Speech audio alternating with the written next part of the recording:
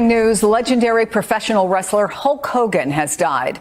The WWE announcing on X they are saddened to learn that Clearwater, Florida, Hulk Hogan, the face of professional wrestling's golden age and a true cultural phenomenon of the 1980s, has died of cardiac arrest at his Florida home. He was 71 years old. Known for his iconic look, bandana, mustache, yellow and red gear, and even more iconic catchphrase, "What you're gonna do, brother," Hogan helped define not only a generation of wrestling fans but the entire foundation of sports entertainment as we know it today. Born Terry Jean Bollea, Hogan exploded onto the national scene in the early 1980s. He was the star of the first WrestleMania and remained a headliner for decades, most recently appearing at WWE events as late as last year. His influence extended far beyond the ring, from television to film, reality shows to children's cartoons. He was the wrestling industry's first mainstream superstar. The man who built sports entertainment, Michael Cole reflects. To provide perspective on Hogan's far-reaching impact, WWE commentator and veteran broadcaster Michael Cole joined SportsCenter for an emotional tribute. "You and I were just talking," he began, addressing the anchor. "It's been a tough week. We've lost Ozzy Osbourne, Malcolm Jamal Warner, and now Hulk Hogan. For those of us who grew up in the 80s, this one hits hard." Cole emphasized that Hogan and Vince McMahon didn't just revolutionize wrestling, they created what we now call sports entertainment. "There's a reason Netflix, Peacock, USA Network bring our shows to audiences every week. It all started with what Hogan and Vince built in the 1980s. Millions of fans my age and younger wouldn't be here watching wrestling today if it weren't for Hulk Hogan.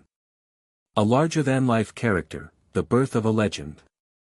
Hogan's visual presence was unforgettable, the long blonde hair, the 24-inch pythons, the oversized persona turned all the way up to 10.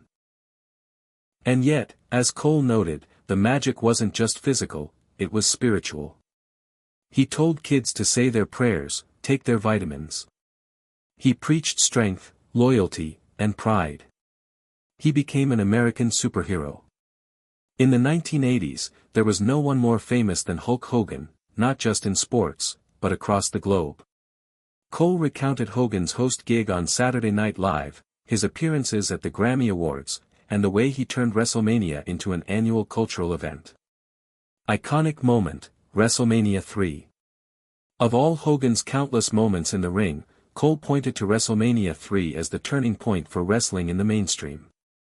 Over 93,000 fans packed the Pontiac Silverdome to see him face off against Andre the Giant. "Nobody thought he could slam Andre," Cole recalled. But then, in that unforgettable moment, he hoisted the 500-pound giant off the ground and slammed him to the mat. That was the slam heard around the world. That's when wrestling became big time. The Hulk-Rock connection, passing the torch. Cole also cited WrestleMania X8 in 2002 as one of Hogan's greatest moments. The match between Hogan and The Rock was electric, drawing 68,000 fans to Toronto's Skydome. "It was deafening," said Cole. Hogan was supposed to be the villain that night, but the crowd erupted for him. It became one of those rare, magical moments, the old icon versus the new. It was the passing of the torch from Hogan to The Rock. He added that calling a Hulk Hogan match at WrestleMania 19 alongside Taz, when Hogan battled Mr. McMahon, was a career highlight.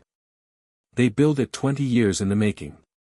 Mr. McMahon, the villain boss, against Hogan, the hero of the people.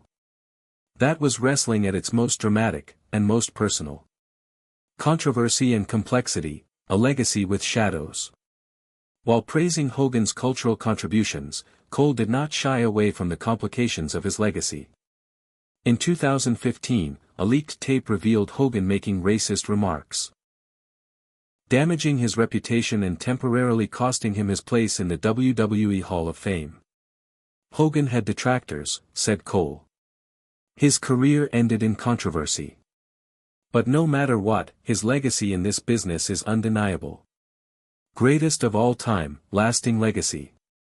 Asked how Hogan will be remembered, Cole was definitive. Hulk Hogan will go down as the greatest professional wrestler of all time, not because of moves or technique, but because he brought our industry into the mainstream.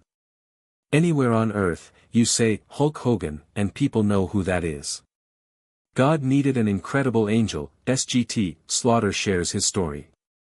Another voice who weighed in with passion and reverence was WWE Hall of Famer Robert Remus, better known as Sgt. Slaughter. Appearing live via satellite, he offered a unique behind-the-scenes view of the early Hogan era. I knew Terry Bollea long before the world knew Hulk Hogan, Slaughter began. He was always in love with the business. I saw it in him even back then. Slaughter recalled getting a call from legendary promoter Vern Gagne, who said a young man named Terry Bollea wanted to join the AWA. I told Vern, bring him in tomorrow, Slaughter laughed.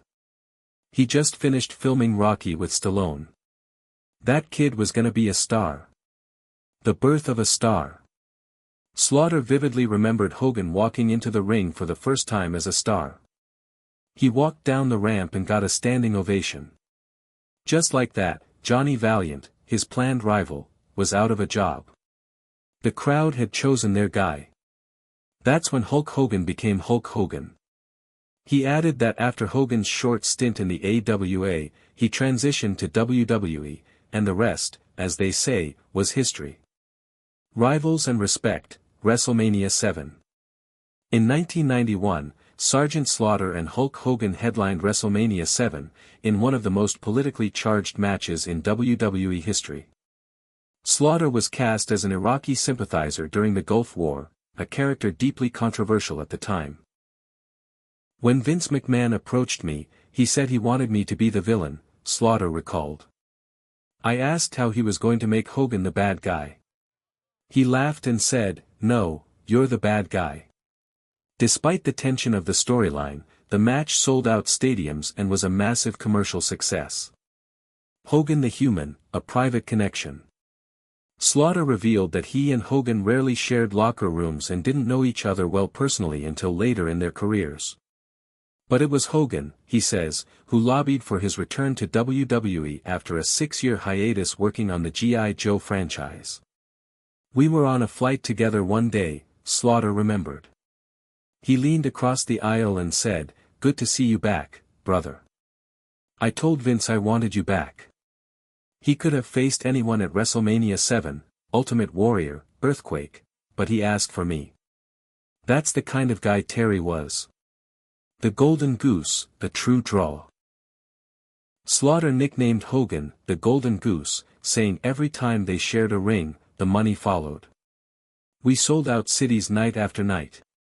The chemistry was there. We told stories that mattered, stories that people still talk about today. The final goodbye. Slaughter ended his tribute with a heartfelt farewell. Hulk Hogan, you're up in heaven now, brother. I want that rematch when I get there. You told me, face to face, you loved me. And I loved you too. I'm not ready yet, but I'll see you soon. The end of an era. Hulk Hogan's death marks the passing of not just a legend, but the very foundation upon which modern wrestling stands. He was polarizing, no doubt, but he was also powerful, persuasive, and utterly unforgettable.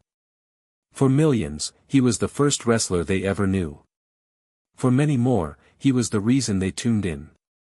And for the business itself, he was the one who made it matter. Hulk Hogan, 1953 to 2025. The immortal. The icon. The real American. What ya gonna do, brother, when Hulkamania runs wild in heaven?